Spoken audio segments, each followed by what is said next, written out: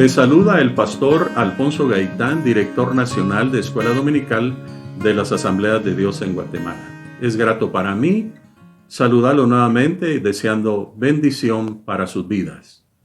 Es para mí un alto privilegio el poder dar la lección de Escuela Dominical y el título de esta lección es ¿Qué dice la Biblia sobre la sexualidad?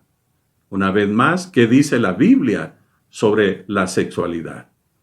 La Biblia da pautas claras sobre la sexualidad humana. El versículo clave de esta lección, pues la voluntad de Dios es vuestra santificación, que os apartéis de fornicación. Primera Tesalonicenses capítulo 4, versículo 3. Hay un gran debate hoy sobre la sexualidad en nuestra sociedad secular. Algunas interrogantes que surgen. ¿Debe el sexo limitarse a las parejas casadas? Otra interrogante. ¿Es aceptable que los homosexuales se casen y adopten hijos? Otra interrogante más. ¿Puede cada ser humano decidir su género y los baños designados para hombre y mujer usar el que elija? La Biblia aborda la esencia de la mayoría de estos asuntos. Claro está que al abordar estos temas es sensible debido a la situación en que el mundo sin Dios vive. Pero es necesario para que el pueblo cristiano y aún ellos mismos que no se han convertido al Señor y viven en ese estado, puedan conocer, puedan informarse de lo que la palabra de Dios dice al respecto. Y por eso es que nosotros abordamos este tema. Y es que hay que estar preparados para informar a nuestra sociedad sobre estas enseñanzas bíblicas. La primera parte de esta lección. La sexualidad es creación de Dios. Génesis capítulo 1, versículo 27 al 28, usted puede leer detenidamente. La sexualidad fue el plan de Dios. Fue idea exclusiva de Dios. No es idea de una persona. Es una idea. Fue plan exclusivamente de Dios. Dios creó dos tipos de seres, varón y hembra. No creó medios tipos o terceros tipos. Además, usted y yo sabemos respecto al cromosoma humano. El hombre, el cromosoma es XY y en la mujer es XX. De tal manera que ese es el sello de la creación de Dios, tanto en el hombre como en la mujer.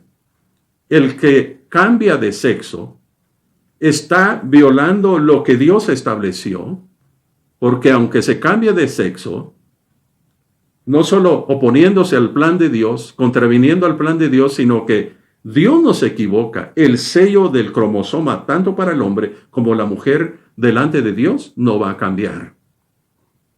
Dios instituyó el matrimonio precisamente en estos dos tipos de seres, entre un hombre y una mujer, no entre un hombre con otro hombre, ni una mujer con otra mujer. Dios instituyó el matrimonio entre un hombre y una mujer. Y Dios bendijo estas distinciones innatas de género. Algunos pastores y iglesias evangélicas pseudo cristianas, pseudo líderes, bendicen la unión matrimonial entre un hombre y una mujer y mujer.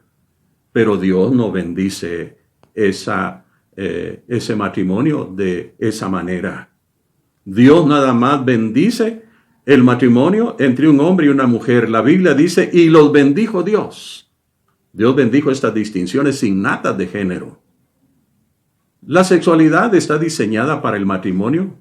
Génesis capítulo 2, versículos 18 al 25. El sexo en el matrimonio es exclusivamente dentro de los parámetros del matrimonio. Y el sexo en el matrimonio es una expresión saludable de la unión íntima. Génesis 2:24, serán una sola carne. Debe de ser natural y buena, por supuesto, Génesis 2:25 dice que ellos no sentían vergüenza, estaban desnudos y no tenían vergüenza, porque ellos estaban en el estado de inocencia, por supuesto. Pero hablando del estado del matrimonio, en la intimidad sexual, se desprende este principio: no sentir vergüenza o esconderse como lamentablemente algunos lo hacen. Debe de ser natural y buena. Es para procreación. Génesis 1:28 dice: fructificad y multiplicaos. Después de casarse, lo que se espera en la pareja es que la esposa sea capaz de darle hijos a su esposo. Y es una bendición de parte de Dios que la mujer sea capaz de darle hijos a su esposo. Proporcionar gran placer. Cantares 1:15 y 16. Es en eso la sexualidad está diseñada para el disfrute del sexo, pero dentro del matrimonio. La sexualidad en el matrimonio sigue siendo el plan de Dios. Esto fue afirmado por Jesús en Mateo 19, versículo 3 al 6. Los fariseos hicieron una pregunta en relación al divorcio y el Señor lo lleva al diseño original, diciéndole que al principio varón y hembra los creó Dios. Además de eso, dice que dejarán padre y madre para que esa relación sea exclusiva y se unirán en una sola carne. Lo vuelve a repetir el Señor. Y también dice que lo que Dios unió, nadie lo puede separar. Entonces, ante la insistencia del por qué Moisés mandó a dar carta de divorcio, el Señor responde diciendo que fue por la dureza de corazón. La dureza de corazón lleva a no querer perdonar a su cónyuge, tal vez por algún fallo. Entonces, muchas veces se lleva a ese estado. Cuando hay dureza de corazón, hay falta de perdón. Y es que la dureza de corazón en la cultura judía lo llevó a añadirle otros casos más o pretextos para divorciarse. La otra razón era la fornicación, o sea, que la mujer no llegara virgen al matrimonio y que haya tenido relaciones sexuales antes del matrimonio, el hecho amancillado. Era la causa original, pero por el endurecimiento de corazón de los hombres en la cultura judía, es que buscaban varios pretextos para poder divorciarse. Pero además de las causas que el Señor dijo, el perdón es lo que puede solucionar cualquier conflicto dentro del matrimonio. Entonces, la sexualidad, según el Señor Jesucristo, sigue siendo el plan de Dios. El que el hombre y la mujer manifiesten esa lealtad y su compromiso de nunca abandonarse el uno al otro. Lo que Dios unió, nadie lo puede separar. Esta es una ilustración externa o física de la unión entre Dios y sus seguidores. Léase Deuteronomio capítulo 31, versículo 6. Tener una relación muy íntima y muy entregada al Dios Todopoderoso ilustra esta unión en el matrimonio. La segunda parte de esta lección, castidad y fidelidad requerida. En 1 Corintios capítulo 6, versículo 18, nos habla de huir de la fornicación. Huir de la gratificación sexual fuera de o aparte de las relaciones sexuales con alguien con quien no está legalmente casado. Cuando hay relaciones sexuales fuera del matrimonio, es fornicación y la Biblia dice hay que huir de la fornicación. Huir de la gratificación sexual o emoción que se podría encontrar en videos pornográficos, películas, revistas, libros o materiales en Internet. Huir de la gratificación sexual para no ser afectado no solamente en la forma física. Lamentablemente muchos son contagiados por el SIDA, otros contagiados por enfermedades venéreas. Entonces, no solamente la fornicación o tener relaciones sexuales fuera del matrimonio, no solamente afecta la forma física, sino que afecta la vida moral y la vida espiritual también. Glorificad a Dios en vuestros cuerpos, dice 1 Corintios capítulo 6, versículos 19 y 20. El cuerpo es dado por Dios y es para Dios. El cuerpo que usted tiene es dado por Dios y ese cuerpo que usted tiene es para Dios. El cuerpo del cristiano, del hombre y de la mujer cristiana, es templo del Espíritu Santo. Por lo tanto, ese templo no se puede profanar por la inmoralidad sexual o por la fornicación. El cuerpo le pertenece a Dios porque Él nos compró por medio de la sangre de Jesucristo. De tal manera que el cuerpo suyo y mío no nos pertenece, ya ha sido comprado por la sangre de nuestro Señor Jesucristo y ahora le pertenecemos exclusivamente a Dios. Responsabilidad mutua sexual en el matrimonio. 1 Corintios capítulo 7, versículo 3 al 5, lo puede leer detenidamente, en donde nos dice en el versículo 3 y 4 que ambos, los cónyuges, deben cumplir el deber conyugal de la sexualidad. Dice que el cuerpo del hombre le pertenece a la mujer y el cuerpo de la mujer le pertenece al varón.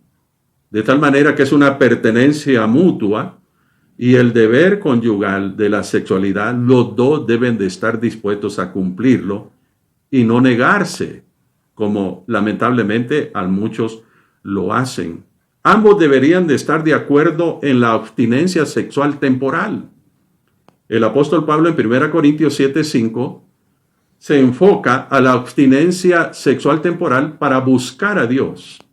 Y es que en la búsqueda de Dios, en oración y ayuno, se requiere de toda la fuerza física para poder hacer ese sacrificio delante de Dios, de tal manera que abstenerse temporalmente permite que el cuerpo, no que le quite la santidad como algunos creen, sino permite que el cuerpo tenga el vigor necesario para poder buscar a Dios. Porque es necesario tener el vigor, la relación física es desgastante, pero es necesario tener ese vigor exclusivamente en ese tiempo para buscar a Dios. Pero también dice el apóstol Pablo, después vuélvanse a juntarse para que el diablo no tome ventaja.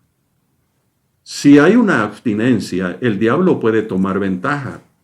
Si usted, varón, se abstiene de no cumplir su deber conyugal en lo que es la sexualidad con su esposa, hay muchos hombres allá afuera que el diablo puede poner trampa para que entonces se fracase. Y lo mismo sucede cuando la mujer se descuida.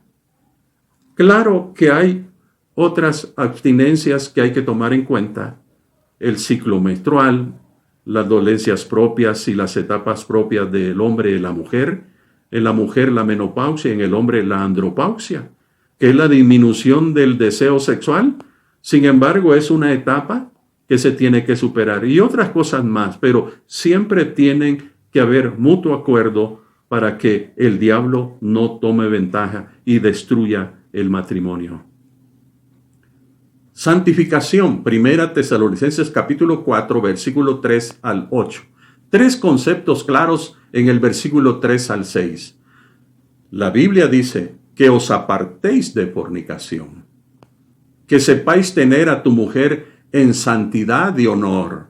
Y otro concepto claro, que no se atropelle o engañe a otros, porque qué tremendo es engañar al hombre, engañar a la mujer, es lo más difícil que se puede experimentar en la vida, mayormente cuando están fuera de Dios. Es difícil. 4 razones claras, versículos 7 al 8. Es necesario la santificación porque Dios castiga la inmoralidad sexual. Dios no nos llama a inmundicia, sino a santificación. Es la otra razón. Dios es desechado cuando no se da valor a esta demanda de santificación. no desprecia a hombre, está despreciando a Dios, está desechando a Dios, no le está dando valor a lo que Dios le está demandando. Además, recuérdese otro concepto muy claro, que mayormente al pueblo cristiano, Dios nos da el Espíritu Santo para vencer el pecado sexual. Así es que es necesario dar lugar para que el Espíritu Santo venga a nuestra vida y nos capacite y nos dé el poder para vencer todo pecado sexual. Tercer punto de esta lección. ¿Qué de la homosexualidad? ¿Qué de la homosexualidad? Veamos el curso descendente de esta depravación según Romanos capítulo 1, versículos 20 al 23. En el versículo 20 y 21 dice que conocieron a Dios, pero fallaron en dos cosas. No le dan el debido lugar, ni le dan gracias. Son unos ingratos delante de Dios. Eso lleva al curso descendente de esta depravación. Rehúsan tener a Dios en sus pensamientos y llenan su corazón de rebeldía contra Dios. Romanos 1:21. Afirman ser sabios y se vuelven necios, dice Romanos 1:22. O sea que esta es una sabiduría jactanciosa. Y esta sabiduría jactanciosa es locura ante Dios. Cambian a un Dios incorruptible por una imagen del hombre corruptible. Cambian a un Dios incorruptible por una imagen del hombre corruptible, dice Romanos 1:23. Consecuencia de esta depravación, Romanos 1:24 al 27.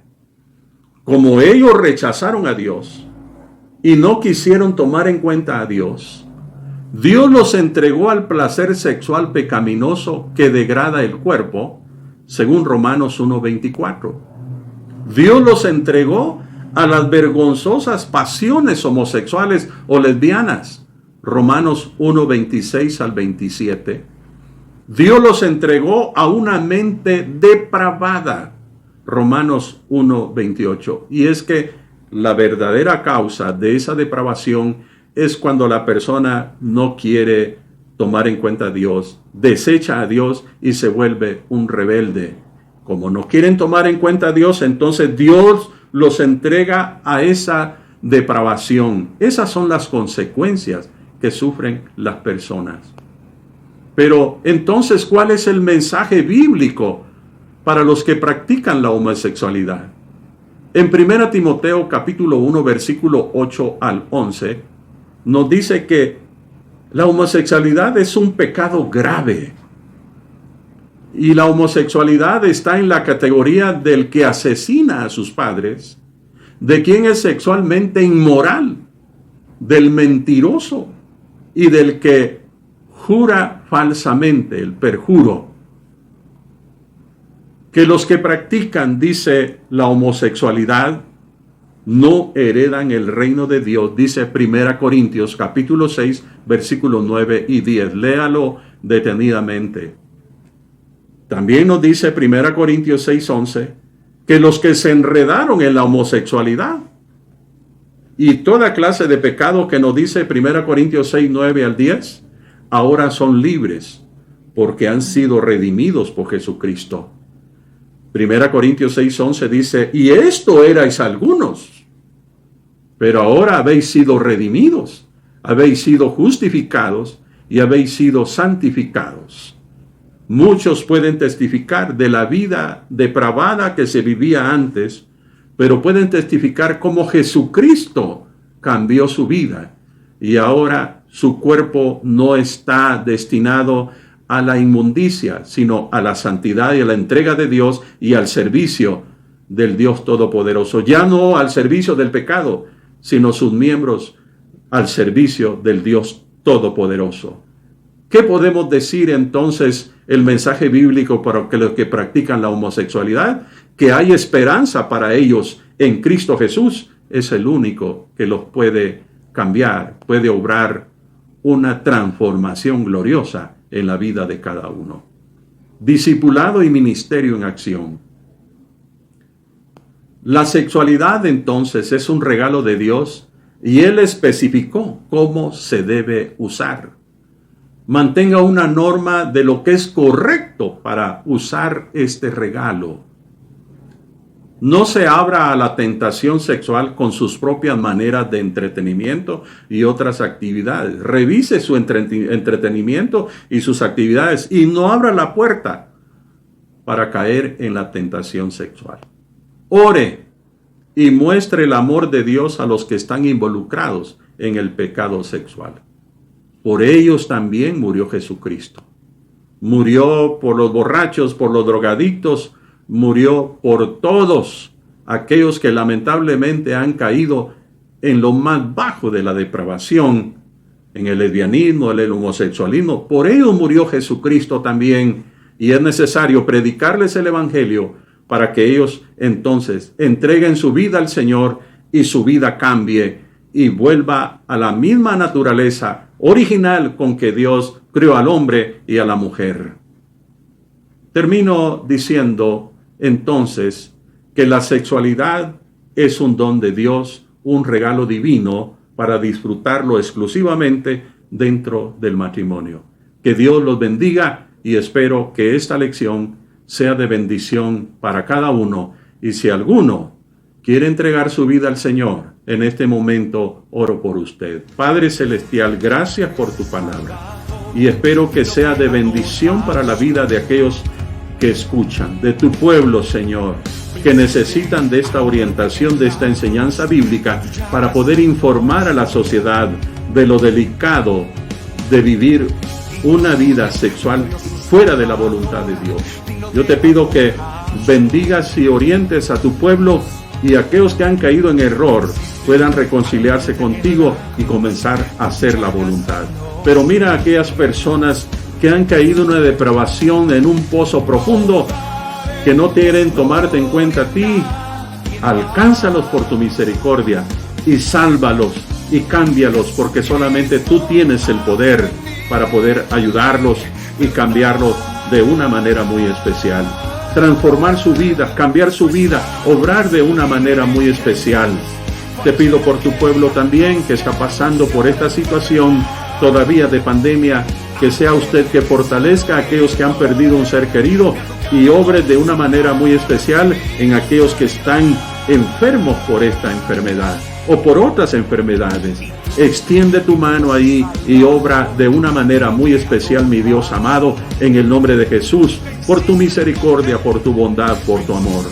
Todo te lo pido, mi Dios amado, en el nombre de Jesús y con el favor del Espíritu Santo. Amén y amén. Que Dios los bendiga a todos. Hasta luego.